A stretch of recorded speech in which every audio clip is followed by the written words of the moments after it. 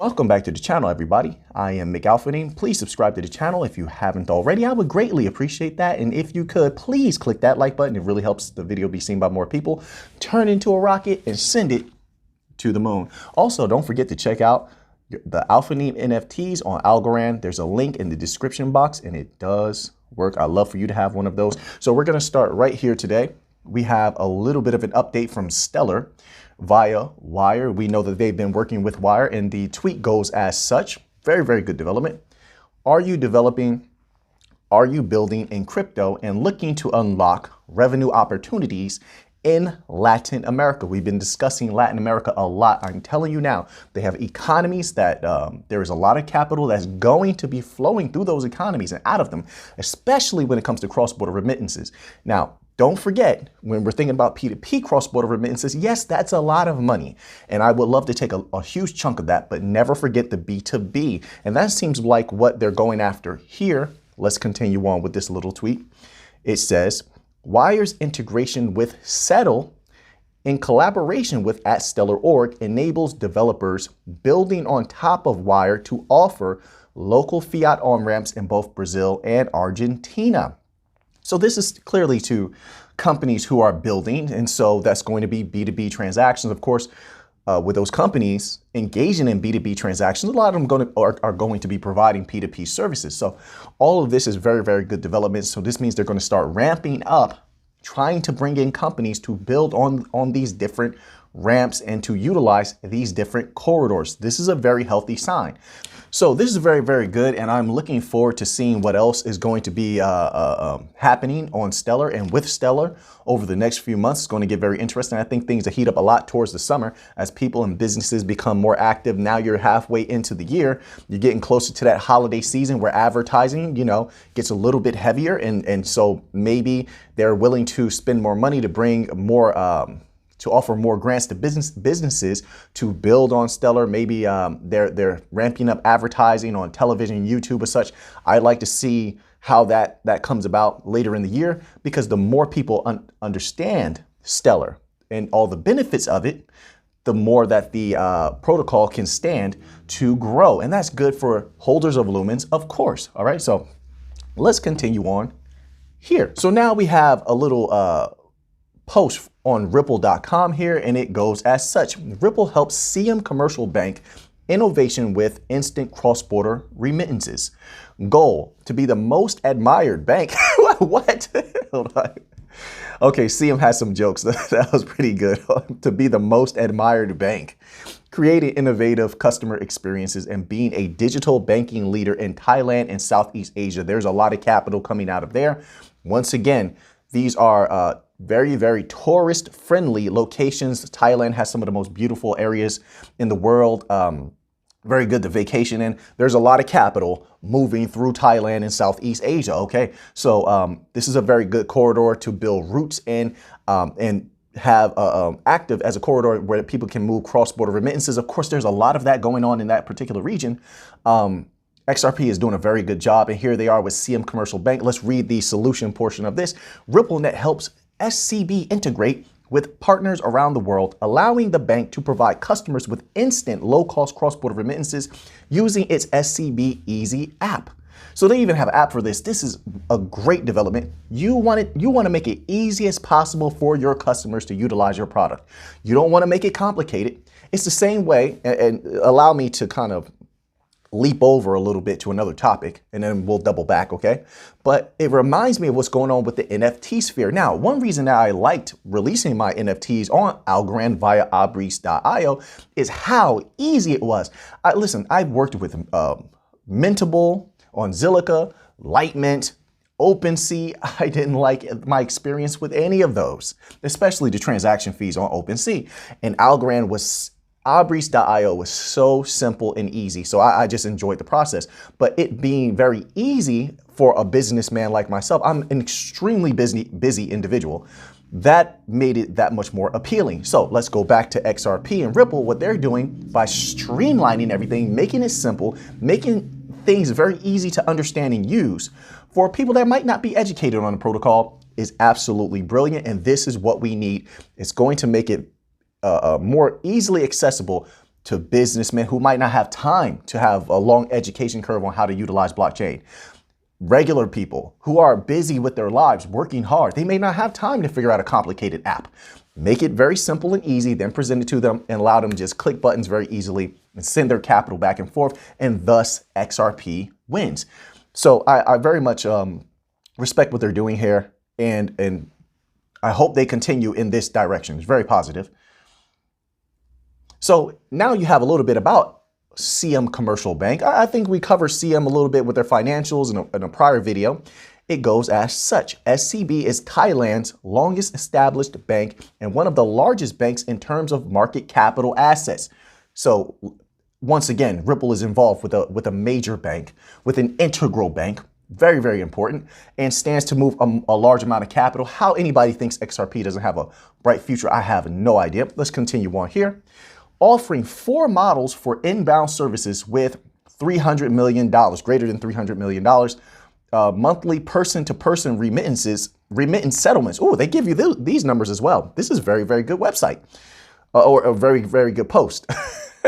Monthly person-to-person remittance settlements, $400 million. That's pretty good. It's pretty healthy in my opinion. 80,000 monthly transactions. 1 minute end-to-end processing time. So this is a very, very good development in my humble opinion. Ripple is doing an amazing job. U.S. Faster Payments Council shares results from 3rd annual Faster Payments Barometer. Multi-year study highlights interoperability as key to success. Cross-border payments critical for U.S. The U.S. Faster Payments Council is in partnership with Glenn Brooks Partners today released results from the 3rd annual Faster Payments Barometer. The FPC conducted the latest survey of payment system stakeholders to gauge progress and perceptions around faster payments trends, use cases, and challenges in the United States. The 2021 Faster Payments Barometer was broadly circulated to the industry at large and received responses from a wide range of payout stakeholder segments, including financial institutions, core processors, payment network operators, business end users, acquirers, fintechs, and more. The survey was conducted last fall. This current installment of the Faster Payments Barometer illustrates that faster payments adoption continues to rise. In fact, 86% of respondents' organizations use or enable faster payments, and 85% are planning to implement at least one additional faster payment system within the next 2 years. Now, why is this important? It's important because there is a high-ranking member, I can't remember which one, of Ripple involved on the Faster Payments Council. Boom, mind blown, right?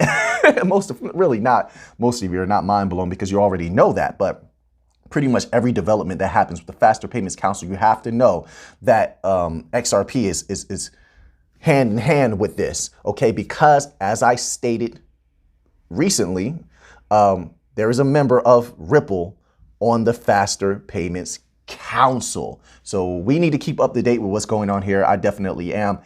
These are very interesting times, interesting developments. It seems that at times, progress towards regulatory clarity and mass adoption is moving at a snail's pace. But right now, everything's happening rapidly. The problem is it's very veiled.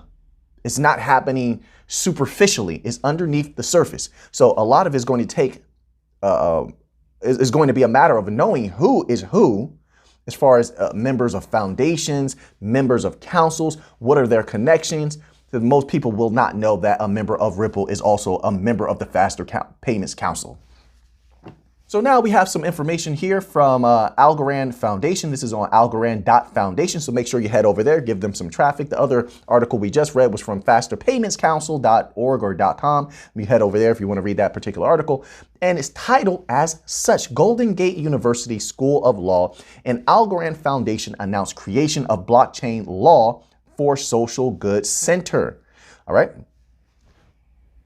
Through the 3 pillars of education, community, and research and policy, the center's mission is to offer the first cohesive approach to training lawyers, lawmakers, and other members of our communities about the numerous socially beneficial use cases of blockchain technology. The center is funded with $300,000 foundational grant from the Algorand Foundation. Didn't I say this the other day? That what Algorand was doing, we've seen a bevy of news coming out of Algorand as of late. A healthy bevy. And I stated in the last video that what it seemed to me that they're doing is raising the next generation, educating the next generation so that they are more acceptable or accepting of blockchain technology, which is going to make regulations and mass adoption, anything that needs to happen in the future, because the technology is going to advance. It's going to change. And I believe it's going to change rapidly. You see how fast they move from CBDCs to MBDCs, MCBDCs. And there's another type that I saw. I can't remember how they phrased it, but there's another type of CBDC that they're trying to develop or postulating that they might use.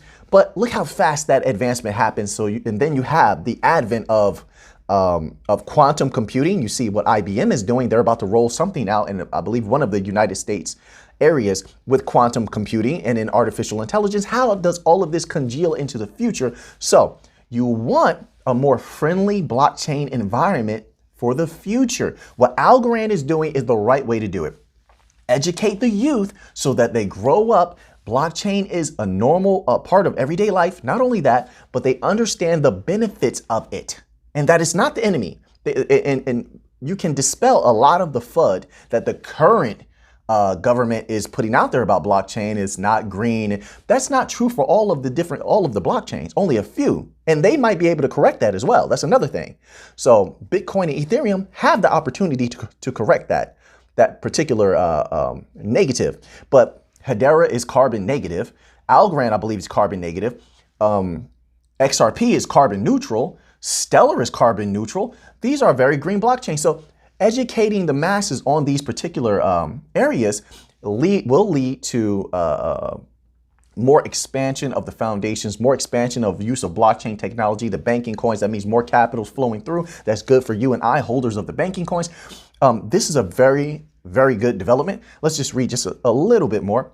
It says the blockchain law for social goods center is an excellent example of multidisciplinary application possibilities for blockchain technology while also promoting social impact projects. The project will become a hub for blockchain law and valuable resource for not only for lawmakers and lawyers, but also government agencies and startups. This is a brilliant thing to have happening. Then you have people that are in the legal system that are blockchain friendly, possibly, hopefully educated, well on it. So they'll fight for it. They'll fight for laws that are favorable to the blockchains that are actually beneficial. And they won't have this blanketing look, this overarching negative outlook on everything just because one apple was rotten. They won't throw away the entire apple basket. No, they'll take that apple and toss it away or do whatever they have to do with it. And all the other apples can be devoured, can be used. Okay, but you get what I'm saying. So we have another development from Algorand. Algorand Foundation partners with Blockshake to develop DeFi, the Algorand DeFi app.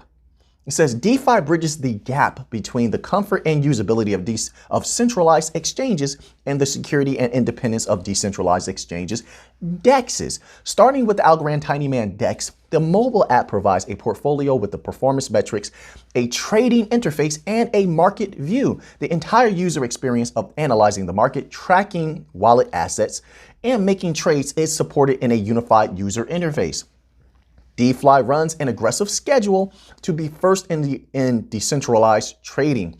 The app will be on mainnet in Q1 2022 and will focus on expanding to multiple swap protocols, including cross-chain bridges in Q2, Q3, and 2022. So listen, with all of these developments, I use a lot of titles on my videos, and I feel all of them are correct. Trillions will flow, quadrillions. Definitely, in my humble opinion, give it about 10 years. I think 10 years, that's my estimation. 10 years, quadrillions will be flowing through these particular banking coins. If everything goes according to plan, there's no guarantees, okay? But I also use Aurum, et Argentum, gold, and silver. Latin, I like to use a lot of Latin titles. That's very true. So a lot of people look at XRP as gold, XLM as silver, but really I think a lot of these are gold, right? A lot of these could be gold. XRP could be gold, XLM could be gold, Algorand could be gold, HBAR definitely could be gold. All right, then you have Cello in there. I would put Cello as a solid silver in my opinion, just my humble opinion. I think people are gonna make some healthy gains off of Cello, definitely make a lot of money in my humble opinion, not financial advice. I am not a financial advisor, but All of those titles I feel are very, very accurate to what is going to come, but you have to have a lot of foresight to really see what the future might bring, okay? And of course, this is a risky space. So everything is a chance. So anybody involved in here, you're willing to take a chance. It's up to you. I definitely am willing to take a chance, but I see it as less of a chance and more of seeing cause and effect. Causality has a lot to do with this. This is why we're always researching and looking for catalysts that exist now that could prompt something in the near future, but we're also looking for long-term catalysts that are going to come later. And we collect all of this information together, and therefore we're sort of taking our fate into our own hands, in my humble opinion. So now we have a document from MIT. I follow a lot of interesting individuals. This was posted here from MIT. And let's read a little bit about this. This is from the introduction here on this particular document, and it goes as such. Open CBDC is an open source project to engage in collaborative technical research to understand the space of designs for potential central bank digital currencies.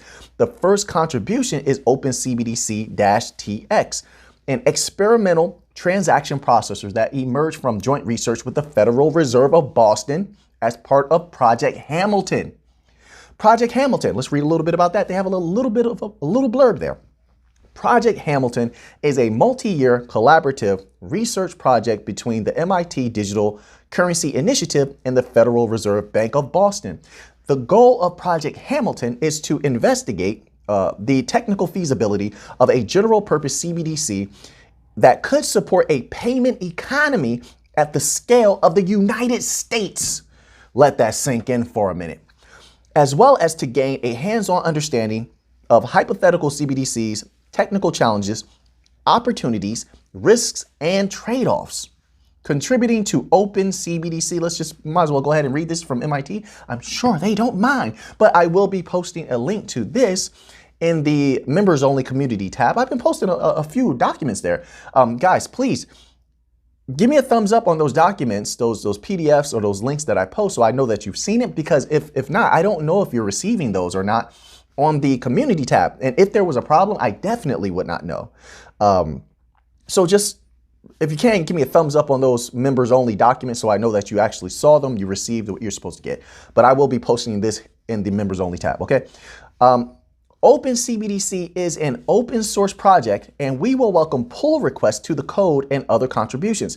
Collaborations in Open CBDC will be structured around open technical working groups. So this is a very, very good development. And as I stated before, so MIT is constantly conducting research, analysis, checking how the blockchains are working, measuring one method of application against another. And I can guarantee you what they're doing is cooking up perfection. They are looking at all of the different flaws, all of the different positives, extracting all of the positives, putting them together, right? But casting away all of the negatives, all of the problems, anything that could be problematic is gone. And so they're going to take their time, because that's what they do. MIT is very wise. So what MIT does, they take their time. They're very patient. They stay back in the shadows a little bit, out of sight, and they develop perfection. And when that perfection is achieved, then they're ready to hand it to someone. And obviously, since they have deep ties with the Boston Federal Reserve, I believe they are going to hand whatever it is they're cooking up to the Federal Reserve, even if it's just a document. Even if they find out that there is a blockchain that is reaching near perfection levels, they would bring that to the Federal Reserve and say, this is what we have uncovered. But either way, I believe that whatever they're going to put together is going to be handed to the Federal Reserve. And that means that we should keep an eye on this. Anything, any banking coin that might be even a part, take a small portion of moving United States money around, US dollars around in the USA, is going to have, I can't even say going to have a parabolic run. I really can't, because what's going to happen, that does not encompass the weight of how much of a run-up it could be. Now, a lot of people are postulating and speculating it could be XRP, and that definitely is possible. XRP has some deep ties in the United States. Whoa. However, XLM also has deep ties in the United States. And guess who else has deep ties in the United States and is building different infrastructures with states right now? Algorand, don't you ever forget it. And where does Silvio Macaulay come from? Correct me if I'm wrong, I believe he comes from MIT. So We have an interesting mix there. If any of those take part in the new system that will be rolled out for United States central bank digital currencies, my goodness, muy linda, mi gente. So that's why things like this are of extreme importance. Your wealth, your generational wealth is in your hands. It's a matter of how much research you want to do, how patient you might be to hold. That's up to you. You could sell everything. You could sell everything. Remember that. It wouldn't matter to Auphanim. It doesn't matter to me. I know what's going to be coming. Those banks they're going to bring that money, in my humble opinion. No guarantees, not financial advice. But I'm waiting on those banks to bring that money. I want United States money. I want the federal government's money. I want all of those large institutions' money. So that's what I'm around for.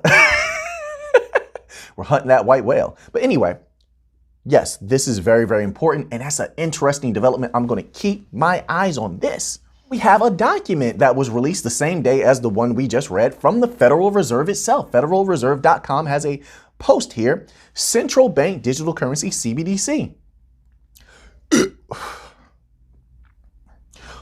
And it goes as such. While the Federal Reserve has made no decisions on whether to pursue or implement a central bank digital currency, let me stop right there. Obviously, as I said before, they're buying MIT a little bit more time. You see what that MIT document said? I mean, you perceive that, right? MIT's collecting the data. They're connected to the Federal Reserve. They're going to analyze and research the various protocol that stand to be utilized as a CBDC. And after they collect the data, it's in my opinion, they're going to hand it to the Federal Reserve. And that is what the Federal Reserve will utilize to make the decision on how they're going to issue their CBDC, or what they're going to do, what the United States government overall is going to do about a digital currency, because believe me, they need one. They're going to need one to compete with the rest of the world. The rest of the world is right on the heels. They're on the heels of the United States. There's a lot going on in the United States. If it wants to continue to be that world power, they're going to need a CBDC of some kind. CBDC, national digital currency, whatever it might be, they're going to need one to maintain dollar dominance. But let's continue reading on here, okay? It says, or CBDC, we have been exploring potential benefits and risks of CBDCs from a variety of angles, including through technological research and experimentation. Didn't I just say that? They're not doing it themselves. They conscripted MIT to do everything for them, all the dirty work, all the hard research, and then hand it to them. That's how the government likes. The government is lazy. All governments are lazy, and they conscript somebody else to do all their dirty work. MIT is who's doing it for the Fed. So let's continue on here. Our key focus is on whether and how a CBDC could improve an already safe and efficient U.S. domestic payment system. What? Did they really just say that? People out there, hold on, what? Let me read that again. I know they didn't just say that. Our key focus is on whether and how a CBDC could improve on an already safe and efficient U.S. domestic payment system. They must not have read the document that I've read on the vulnerability of the U.S. domestic payment system and how vulnerable it is to certain redacted, that's how we're going to phrase it, redacted things that could happen. Just like all the other systems around the world, all the different banks around the world have been having outages and problems, and millions of their customers can't get their money. I get it though. I get it. It's your system. You don't want to tell anybody there's vulnerability, so you puff it up and you say it's the best, even though you know there's vulnerability. So coming from that perspective, I get it. But this is not accurate in my humble opinion. Let's continue on. CBDC is generally defined as a digital liability of the central bank. We already know that. Let's skip to the next sentence. Today in the United States, Federal Reserve notes are the only type of central bank money available to the general public, because you guys have a certain intra-bank currencies that you use. Of course, that's why you have to specify to the general public. Of course, the IMF, BIS, they're using SDRs. So you have an agnostic currency that you're currently using. So yeah, I'm glad you did specify that, but I would have liked you to clarify that a little bit more, because the people that are going to read this document from the lay society or regular person society definitely are already aware that there are agnostic currencies that the major governments and central banks use between each other, and they don't use the regular payment notes, so to speak, okay? But let's go on here. Like existing forms of money, a CBDC would enable the general public to make digital payments as a liability of the Federal Reserve. However, a CBDC would be the safest digital asset available to the general public with no associated credit or liquidity risk. The Federal Reserve Board has issued a discussion paper that examines the pros and cons of a potential US CBDC, but it's incomplete. It's incomplete. You know that. That's why MIT just released this document at the same time you release this, saying that they're going to be doing much more studying and research because all of the data couldn't be collected in a year. You conscripted MIT last year. What was it last year? Like April or May? When you put out that statement that you were going to come out with a paper in the summer, which was way too fast. The way that you grossly underestimate these banking coins and how they are set up, the infrastructure and the capabilities of them and the complication of which they have been put together. There's geniuses who put some of these protocols together. They're not going to be easy to analyze, even by brilliant minds at MIT. But you have geniuses like Lehman Baird. You have genius individuals like Silvio Macaulay who worked extremely hard over the years to put this together. How could you think that even the most brilliant minds at MIT would analyze these particular protocols in a mere matter of months? See, this is what I'm talking about with the Federal Reserve. I just don't understand what you're thinking. It's like, and I mean no offense, because I know there's a lot of individuals that I have made contact with at the Federal Reserve who might be watching these particular videos, but I hope that they're not, I'm going to put it that way, I hope that they're not detached from reality at the Federal Reserve to think that you can analyze these particular protocol in that way, that quickly. This is why now they're going to be taking more time at MIT to analyze these various protocols. I'm going to go out on a limb and say that HBAR is definitely in there for analysis if it hasn't been already. But something like HBAR, who uses a gossip mechanism that is unbelievably complicated and put together by a genius mind, is going to take a little bit more time than a few months to analyze. That's just my humble opinion. I could be completely wrong. But this is very interesting here. So that's what the Federal Reserve has to say. And so we have some time, obviously, before they decide how they're going to go about a central bank digital currency. And they definitely need one, by the way. They definitely need one. This system is hurt bad. If they want to survive, they're going to need a digital currency to compete, or the dollar will not be the world standard for fiat currency. It just won't. So then we have a little bit of news from Reuters.com about the SEC, and it goes as such. The U.S. Securities and Exchange Commission late on Thursday approved the country's 17th stock exchange, a subsidiary of Boston-based Box Exchange, which will incorporate blockchain technology. Ooh, this is interesting. The new exchange named BSTX aims to launch in the second quarter, said Jay Frazier, a director. It will initially trade securities such as stocks or exchange traded funds. Didn't I just say they're going to be moving stocks over to blockchain in a myriad of recent videos? All of that stock exchange money is going to come to the blockchains. In my humble opinion, I say if they're not already doing this, the banking coins need to get in on this early. There are a lot of banking coins that are banking coins, XRP, XLM, Hedera, Algorand, and I know they have a lot on their plate already. I know, but I say go for it all. They could dominate in this space, dominate, and we should take all of that stock money. We should want all that stock exchange money to come to the banking coins, nowhere else.